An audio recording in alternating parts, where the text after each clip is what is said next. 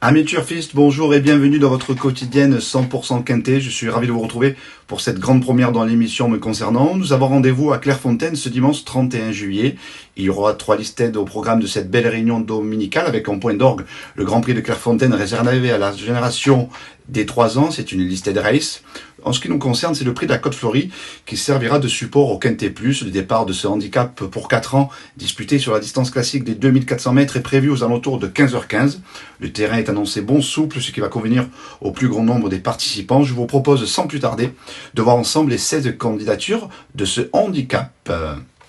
On débute le déroulé des partants avec le numéro 1, Pont Mirabeau, qui aura ma préférence dans cet événement. C'est un cheval compétitif à cette valeur et qui est en pleine forme. Le numéro 2, King of the Leon, a contre lui doit composer avec le corps de 15, mais sa forme ne se dément pas. Le numéro 3, Not Society, est un nouvel atout de l'écurie Bonnefoy. C'est un cheval qui a été estimé à 3 ans chez Frédéric Rossi, mais qui a connu des pépins de santé. Le numéro 4, Pen Claude John Green, est en pleine boom actuellement, mais doit surmonter ici une pénalisation au poids.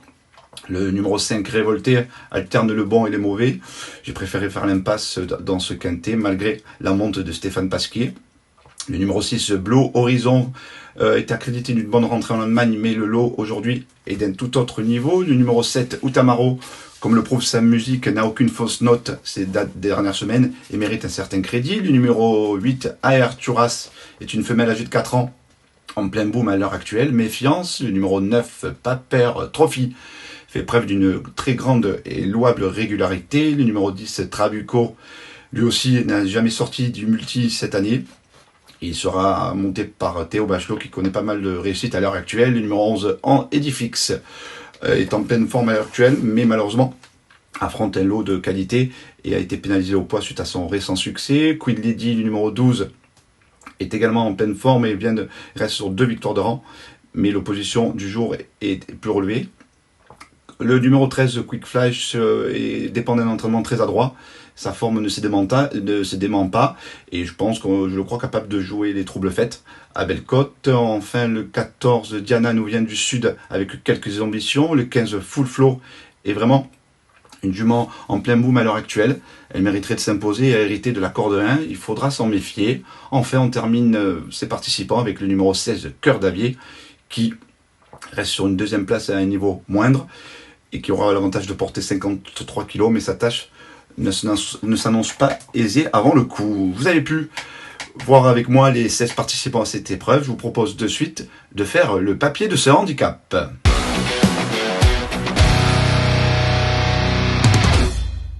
Mon préféré se nomme Pont Mirabeau, il portera le numéro 1. Il a effectué une rentrée victorieuse à Bordeaux-le-Bouscat après une castration dans le passé. Il avait remporté un événement en 36,5 de valeur. Il avait ensuite confirmé une valeur plus élevée en 40,5 comme à l'heure actuelle. C'est un cheval présenté par Didier Guillemin. Ce sera le seul participant de Didier Guillemin à l'occasion de s'inquiéter plus à la Clairefontaine. Vous le savez, Didier Guillemin n'est pas du genre à se déplacer sans avoir une idée en tête. Il a couru 2 quintets, il est terminé 2 fois dans l'argent et 2 fois sur le podium. Vous l'aurez compris, c'est une bonne base de l'épreuve. Je lui oppose notamment le numéro 7, Utamaro, qui s'annonce lui aussi très compétitif. Il a prouvé sa forme dans l'événement du 25 juin à Compiègne. C'était sur une distance un peu plus longue. Je vous propose de suite de revoir ensemble cette épreuve. Ce jour-là, il évoluait sur 2800 mètres, il avait été rapidement aux avant-postes, il avait bien tenu sa partie jusqu'au bout. Il a aussi des performances sur 2400 mètres, il est prêt à sa juste valeur. Et comme le prouve sa musique, il cherche sa course avec application. Vous l'aurez compris, avant le coup, il n'a pas grand-chose contre lui. Le numéro 9, Paper Trophy, arrive en 3e position de mon sélection. Lui aussi est bien connu à ce niveau de compétition, il collectionne les places. Je vous propose là aussi de revoir sa course à Compiègne, le dernier coup, il terminait 3e de la course référence. Ce jour-là, il était devancé donc par Utamaro, mais il s'est comporté honorablement. Il était 3e, il avait les œillères australiennes pour l'occasion. Il ne les aura pas cette fois parce que la distance est raccourcie. Je crois que c'est le vrai cheval de 2400 mètres. Il est pris à sa juste valeur. Il sera monté par Maxime Guillon, ce qui ne gâche évidemment rien à la fête. Voilà, il va dans tous les terrains et là aussi, il a un tout premier rôle à jouer dans ce quintet réservé aux 4 ans. J'ai tenté ensuite un coup de poker avec le numéro 8, AR Touras. Vous allez me demander pourquoi un coup de poker. Si vous voulez, c'est une pouliche qui s'est affirmée au fil du temps. qui reste sur 2 succès à ce niveau de compétition. Elle monte les échelons, elle est évidemment pénalisée au poids. Je vous propose de regarder ensemble une course de référence. Là aussi, c'était le 15 juillet dernier, dans le prix Rêve la Boutique. C'était une deuxième épreuve. Ce jour-là, elle a longtemps musardé à l'arrière-garde et on donnait pas serre de sa chance au niveau à l'entrée de ligne droite. Elle a vraiment terminé dans une plaisante action pour s'imposer de peu, mais avec le style était convaincant. Elle a été évidemment pénalisée sur l'échelle des valeurs. Elle a pris, suite à cette dernière sortie, elle a été pénalisée de 7 livres. Voilà, bon, je mise sur la forme je la pense capable de s'emparer d'une place à Bellecote. Voilà, c'est mon petit outsider amusant de ce quintet. Enfin, le numéro 10, Trabuco, arrive en 5e position de mon pronostic. Là aussi, c'est un cheval hyper régulier cette année. Pour les amateurs de multi, je suis sûr qu'ils sont comblés. C'est simple, cette année, à chaque course, il a terminé dans les 4 premiers. Donc 100% de réussite cette année dans le multi. Vous regardez sa musique, il a tout pour plaire. C'est le dernier coup dans le prix de la bibliothèque du théâtre Longeville à Chantilly. Ça s'est pas déroulé comme prévu. Il n'a pas eu les coups des franches pour finir.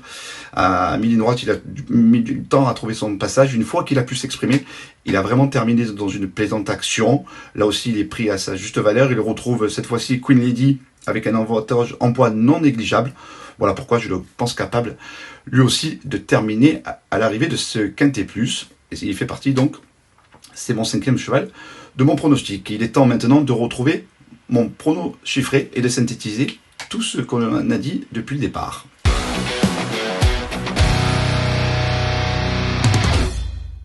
Vous l'aurez compris, le numéro 1, Pont Mirabeau, était une bonne base de l'épreuve. C'est mon préféré de ce quintet. Le numéro 7, Utamaro, lui va également donner le meilleur de lui-même. Le numéro 9, Paper Trophy, raccourci à cette occasion, évolue en plein sur distance et à sa place à l'arrivée du Quintet Plus. Le numéro 8, AR Turas, comme je vous le disais précédemment, c'est ma petite trouvaille. Et je compte sur sa forme pour l'avoir encore se surpasser. Et enfin, le numéro 10, Trabuco, qui a été vraiment terminé plaisamment le dernier coup, a également un tout premier rôle à jouer dans ce handicap réservé aux 4 ans. Voilà, vous savez tous sur mes 5 préférés du Quintet Plus. Et voici maintenant mon conseil de jeu. Il est important, mon conseil de jeu. Je l'ai pris en note à l'occasion de ses débuts. C'est une pouliche entraînée par Jean-Claude Rouget, notre consultant. Elle se nomme Around Midnight. Elle a voyagé ce jour-là en épaisseur. Après, elle a pu se ranger. Et une fois qu'elle a trouvé le passage à mi-ligne droite, elle a vraiment déployé de belles foulées. C'est classé 2e ce jour-là, sans avoir reçu un seul coup de bâton. Ce jour-là, aujourd'hui, elle monte à Clairefontaine. Si Jean-Claude Rouget la présente dans ce Méden, c'est qu'il la croit capable de jouer la gagne. Je suis également de cet avis. Elle aura l'avantage elle bénéficiera de la décharge de Coralie Paco, donc 3 livres d'avantage, ce qui n'est pas négligeable. L'opposition me semble dans ses cordes. La ligne de ses débuts à répéter. Voilà, je pense qu'elle peut jouer la gagne. Elle devrait être à 3-4 contre 1 au départ de ce Méden. Voilà, vous savez tout pour ce dimanche 31 juillet. Je vous souhaite le meilleur, plein de gagnants. Et bon jeu à tous et à très vite sur Paris Turf TV.